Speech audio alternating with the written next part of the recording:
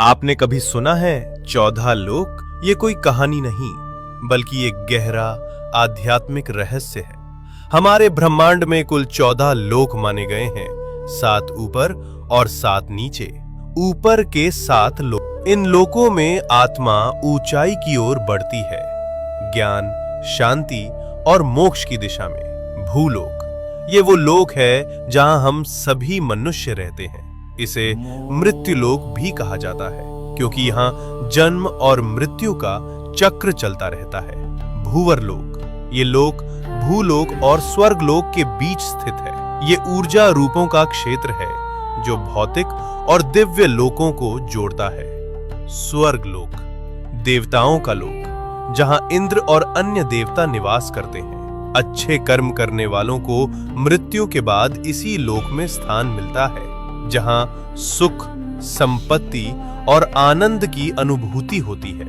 महरलोक, ये दिव्य ऋषियों, तपस्वियों और महान आत्माओं का निवास स्थान है, जहां वशिष्ठ और विश्वामित्र जैसे महान ऋषि तपस्या करते हैं। जनलोक, इस लोक में वे आत्माएं निवास करती हैं जिन्होंने ज्ञान और ध्यान में परम सिद्धि प्राप्त की होती है।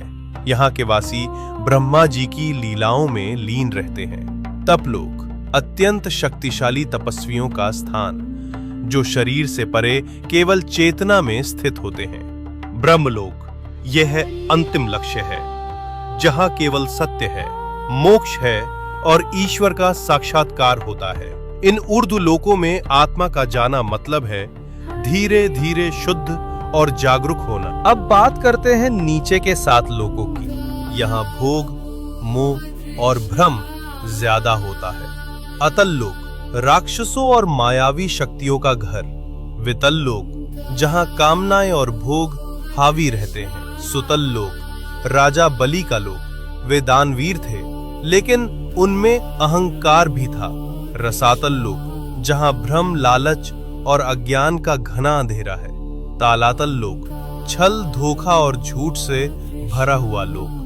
महातल लोक, जहां अंधकार और अहंकार का बोलबाला है। पाताल लोक, सबसे नीचे का लोक, तामसिक ऊर्जा और इच्छाओं का केंद्र। लेकिन इन सब का मतलब सिर्फ बाहरी दुनिया नहीं है। ये 7 लोक हमारे भीतर की नकारात्मक सोच और कमजोरियों का प्रतीक हैं। तो जब हम सच्चाई, भक्ति और सेवा में लगते हैं, हम ऊपर के लोकों से जुड़ते हैं, और जब हम लालच, मोह और गुस्से में फंसते हैं, हम नीचे गिरते हैं। सोच बदलो, लोक बदल जाएगा।